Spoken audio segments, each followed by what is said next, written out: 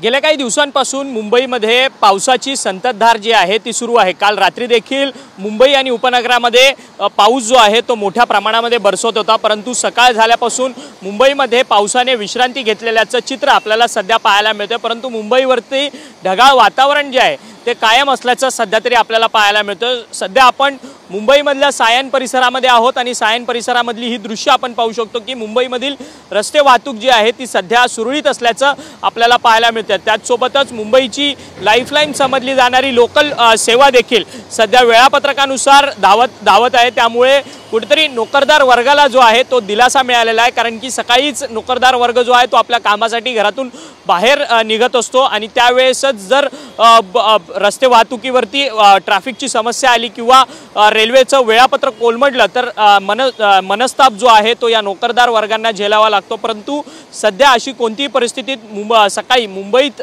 नसल्याचं चित्र सध्या आपल्याला पाहायला मिळतं। त्याचसोबतच आज देखील मुंबईला हवामान विभागाकडून अलर्ट आहे आणि आज देखील मुंबईच्या आकाशात संपूर्ण ढगाळ वातावरण जे आहे ते आपल्याला पाहायला मिळतंय। अंदमान निकोबार बेटामध्ये कमी दाबाचा पट्टा निर्माण झाल्यामुळे अरबी समुद्राच्या पट्ट्यामध्ये संपूर्ण पर्जन्य जो आहे तो दाखल झालेला आहे। त्यामुळे मुंबईसह उपनगरामध्ये पुढील काही दिवस अशाच पद्धतीने पाऊस बरसण्याची शक्यता जी आहे ती हवामान विभागाकडून सध्या वर्तवण्यात आलेली आहे। त्यामुळे मुंबईकरांना खबरदारी घेण्याची काळजी देखील प्रशासनाकडून सूचना ज्या आहेत त्या प्रशासनाकडून देण्यात आलेल्या आहे। व्हिडिओ जर्नलिस्ट चरण मार्गमसह अक्षय मंगणी, TV9 मराठी, मुंबई।